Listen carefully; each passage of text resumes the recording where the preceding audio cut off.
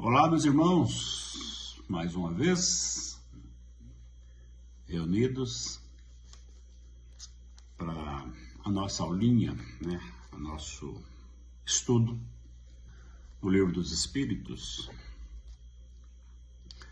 Nós estamos ainda no capítulo 4, que trata da pluralidade das existências.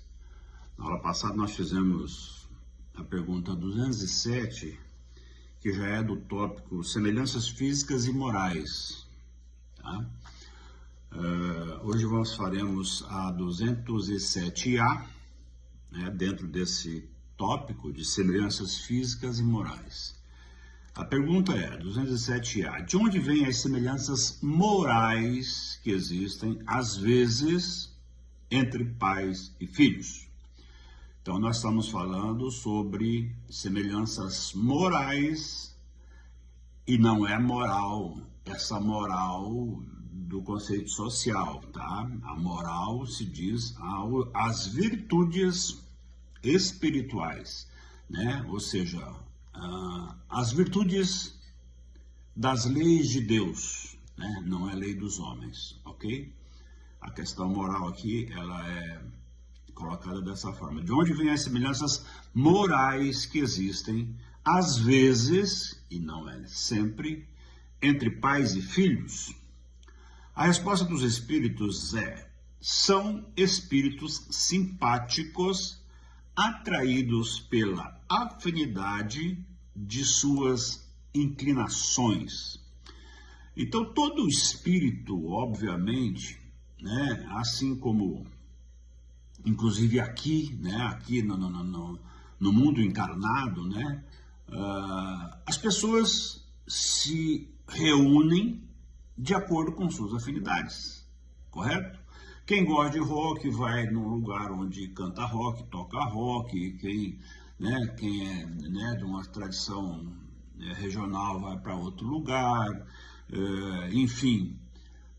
E, inclusive sobre as nossas virtudes, nossos gostos e também sobre inclinações negativas, nossos vícios, Geralmente as pessoas buscam um grupo onde ela se sente inserida, Quer seja para o lado bom, quer seja para o lado ruim. Então são as afinidades que aqui no planeta encarnado a gente já tem e no mundo espiritual também, Há uma aproximação, dos espíritos com as mesmas inclinações, com as mesmas tendências, não é? Então, por exemplo, quando vem alguma semelhança que às vezes pode acontecer de pais e filhos nas questões morais, ou seja, uma virtude moral de ser bom na essência, Às vezes o pai é bom na essência e um dos filhos é também bom na essência desde criança. Então são espíritos que se afinam e dessa forma eles compõem. Então não é questão de genética, tá? Não é gênio do pai, como sempre fala, puxou o gênio do pai, puxou o gênio da mãe. Isso é gênio, vem de genética, tá? Não é isso. Nós estamos falando de valores morais adquiridos pelo espírito em todas as tuas reencarnações. Isso é muito legal a gente observar isso e a gente conseguir começar a observar no meio em que vivemos almas encarnadas que se afinam, pais e filhos. Não precisa ser exatamente pais e filhos, podem ser entre irmãos, podem ser amigos, podem ser casais, enfim, pessoas que se afinam pelas virtudes morais, tá? Então é isso. 208. O espírito dos pais não exerce influência sobre o do filho após o nascimento? O espírito dos pais não exerce influência sobre o do filho após o nascimento? E aí a pergunta é outra, não se fala de herdar, tá? Ou transmitir a semelhança. Não é esse o caso. O que está se falando é exercer influência, tá? Então, exercer influência é outra resposta. A resposta dos espíritos. Vou repetir a pergunta. O espírito dos pais não exerce influência sobre o do filho após o nascimento? A resposta dos espíritos é sim e muito, pois, como dissemos, os espíritos devem concorrer para o mútuo progresso. Pois bem, os espíritos dos pais têm como missão desenvolver o dos seus filhos pela educação. É para eles uma tarefa. Se falharem, serão considerados culpados. Pois bem, os espíritos concorrem ao progresso mútuo. É da natureza, é da criação, a responsabilidade dos pais na formação moral, tanto terrena, né, na carne, quanto a moral de espírito. Tá? A construção dessa moral é responsabilidade dos pais. Por quê? Porque o indivíduo, ele nasce, né, a infância é com o véu de esquecimento, ela não traz, né, esse conhecimento aberto do passado. Então, no início, o que é a orientação dos pais, né, com relação a uma boa conduta, um direcionamento para a vida, o conhecimento religioso, sobre a educação, né, sobre o estudo, sobre o trabalho, enfim, essa boa formação do indivíduo, obviamente que é responsabilidade dos pais, né? Então, os pais exercem influência. Por exemplo, se tem um pai que já tem como característica moral, o espírito dele já é uma característica moral, um cara do bem, um cara, né, um homem de bem, né? Ele tem o quê? Ele tem isso intrínseco no espírito dele. Então, ele como exemplo, e aí não é geneticamente transferido, como exemplo pelas tuas ações, pelos teus pensamentos, pela forma de agir, ele vai exemplificar, ele vai corrigir, ele vai ajudar o filho nessa formação, né? Às vezes consegue, às vezes não consegue. A gente é muito, né, a gente observa muito isso, tá? Mas é de responsabilidade dos pais. Obviamente que chega lá na frente, o filho não quer estudar mais, não quer isso, não quer aquilo, e envereda por um outro caminho, essa responsabilidade já não é tanto assim. Porque você, o indivíduo, enquanto está aqui, tem que fazer a sua parte. Então, os pais fazem a parte que lhe cabe, que é educar os filhos. Os filhos têm que fazer a parte que lhes cabe, que é receber e digerir, enfim, acompanhar, né, respeitar esse pai que o quer bem e o que faz e que o educa para o bem.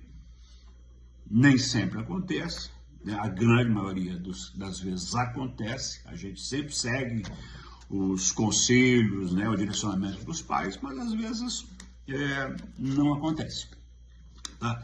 Isso tira, obviamente, a responsabilidade do pai que tentou e que fez, né, a sua parte, e aí a responsabilidade de não ter seguido é do próprio filho, do espírito, aí a responsabilidade tanto do carnal, quanto desse indivíduo que está aqui, quanto do espírito que não vai adquirir, obviamente, né, conhecimentos para que possa ter a sua construção de vidas futuras melhor. É assim. Então, muito bem. Então, os pais exercem influências. E olha, nós estamos falando sobre um pai bom e virtuoso. Um pai que tem moral, virtudes morais. Assim como um pai que não seja virtuoso, que não tem virtudes morais, ou que tem vícios e defeitos morais, também transmite, né, influências negativas aos filhos. Tá? Então, veja, olha a responsabilidade dos pais dentro desse processo da criação. Isso é fantástico, não é?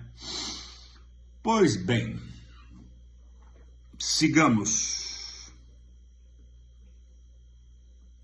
Por que bons pais e virtuosos têm filhos de uma natureza perversa? Não é só, falamos há pouco.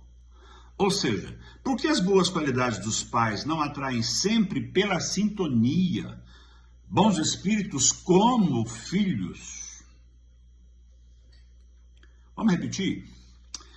Por que bons pais bons e virtuosos têm filhos de uma natureza perversa. Ou seja, porque boas qualidades dos pais não atraem sempre, pela sintonia, bons espíritos como filhos? A resposta dos espíritos é: um mau espírito pode pedir bons pais, na esperança que os seus conselhos o conduzam a uma vida melhor. E muitas vezes Deus o atende. Aí entra a questão da missão, não é? Então, muitos pais, né, virtuosos que a gente vê que sofrem com filhos perversos, filhos ingratos, enfim. Obviamente que é uma prova, né? Está passando por uma provação, tanto o pai quanto os próprios filhos que pediram, teoricamente, podem ter pedido para ter um bom direcionamento, um bom pai, um bom espírito no pai que possa o ajudar, porque lá na erraticidade todo mundo sabe o que é, né? Lá não tem nenhuma coberta, ou seja, todo mundo sabe o que é e o que precisa. Então, quando se reencarna, né, vem essa história. Você pode pedir na erraticidade, eu quero melhorar, sabe? Eu olhei para a fresta do paraíso, teoricamente, eu olhei para aquela fresta e aquele lugar bom e bonito e gostoso, e eu queria estar lá, mas para eu estar lá eu tenho que evoluir. Para eu evoluir, eu tenho que passar pela encarnação, quer seja na Terra ou em outros orbes, tenho que passar pela encarnação para o processo de evolução. E aí, se eu vir para a Terra, eu quero ter um pai bom para me tirar, né, do caminho espinhoso, quero ter um pai virtuoso que possa me ajudar. Então, é isso que pode acontecer quando acontece essas situações de filhos perversos com pais virtuosos e bons. E pode também, né, o livro não fala, obviamente, não vai ficar falando, as respostas dos espíritos elas são bem objetivas dentro das perguntas, mas, por exemplo, nós podemos afirmar que o inverso também é possível, tá? Um filho vir bom, um espírito bom, para ver se ajuda o espírito perverso dos pais, né? Essa possibilidade também existe. Por quê? Porque é através do processo de reencarnação que nós nos ajudamos. E isso já remete lá dentro do Evangelho cristão a essa situação de por que nós estamos todos em uma civilização, né, terráquea, terrena, todos juntos, porque nós precisamos do outro para evoluir. Toda a aplicação prática do Evangelho do Cristo está na relação com o mundo e os seres que nele habitam. Ok? Então, nós podemos ser bons ou podemos ser perversos aqui. É nesse mundo aqui que a gente, né, consegue caminhar, né, ou para o lado bom ou para o lado ruim. Isso está no Evangelho. Então aí entra a história do exemplo do Cristo, né, que é nosso irmão maior, né, nosso irmão superior, nosso irmão, né, que a gente tem que se orgulhar de ter tido um irmão dessa natureza santa, né, que muitas escolas religiosas ou muita gente diz que Cristo é Deus, é Pai. Não, Deus, Cristo é a criação como nós, é a criação humana do perfeito. Isso quer dizer que é possível buscar a perfeição. Que o grande objetivo da nossa caminhada é a perfeição. Que os seres perfeitos são aqueles que nos ajudam. Os nossos anjos de guarda, os anjos protetores, sabe? Os anjos familiares, aqueles que nos protegem, aquele que nos cuidam, que tem essas missões grandiosas de cuidar da humanidade e da sua natureza. São espíritos puros, são espíritos perfeitos. Esse é o objetivo, é o grande objetivo da humanidade, é ser espíritos puros e perfeitos.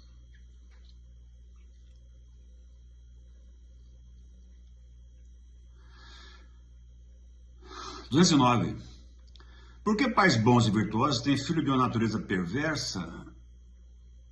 Ou seja, por que boas qualidades dos pais não atraem pelo papai? Essa é, estou repetindo, né? Vamos fazer a 210 para nós encerrarmos. Os pais podem, por seus pensamentos e preces, atrair como filho um bom espírito, em vez de um espírito inferior. Olha só, imagina se você começar a pedir, fazer prece para ter um filho maravilhoso. É isso que a pergunta diz. Os pais podem, por pensamentos e preces, atrair como filho um bom espírito, em vez de um espírito inferior? A resposta dos espíritos é clara: não. Ponto. Mas podem melhorar o espírito da criança a quem deram nascimento e que lhes foi confiada. Este é o seu dever. Maus filhos significam provas para os pais.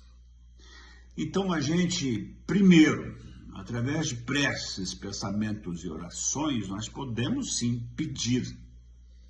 Necessariamente não seremos atendidos, não teremos que ser atendidos. Por quê?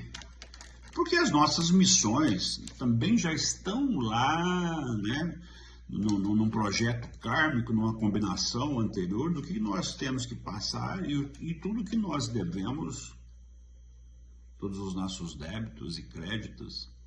E às vezes só pedir, não temos, é como chegar no banco e pedir, ó, preciso de 100 mil. Não, escuta, seu limite é 10, só pode te dar 10. E a coisa funciona assim, né? É preciso ter crédito, é preciso merecer para pedir e ser aceito, né? Então, quando a gente tem conhecimento da doutrina, o que acontece? A gente percebe que, né, primeiro da obrigação da boa criação dos filhos, isso aí é ponto passivo. Não tem outra obrigação, não tem nenhuma alternativa dessa boa criação. Tá? E não podemos julgar, meu filho é isso, meu filho não é bom, meu filho não é... Não. Temos que ter consciência de que tudo que nos acontece dentro do nosso, né, caminhada, né, do nosso projeto kármico está de acordo com tudo que nós merecemos e conquistamos. Isso é da criação, isso é do Deus maior. Então a criação, ela é perfeita, tá? Então reclamar é blasfemar, porque Deus me deu um filho tão mau caráter? Não é porque. A avaliação é, por que eu mereço, né? Eu tenho que saber porque que eu mereço, ninguém me dá. Né? Deus não castiga ninguém, né? É uma lei, essa lei tem que ser respeitada. É como a lei de trânsito. Sabe, o guarda ele não te castiga se você passar no sinal vermelho. A lei é parar, se você não parar, vem a multa. Natural, entendeu? Não é um castigo, né? Então é cumprir com a lei, é isso.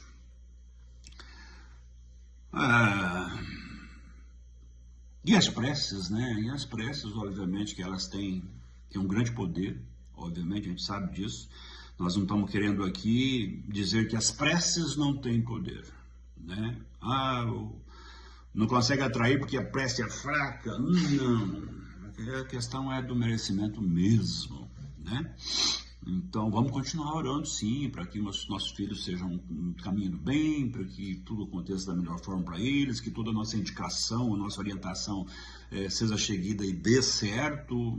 É isso, é a nossa função, é a nossa missão e é assim que nós temos que seguir. Correto? Nossa aulinha de hoje é isso, tá?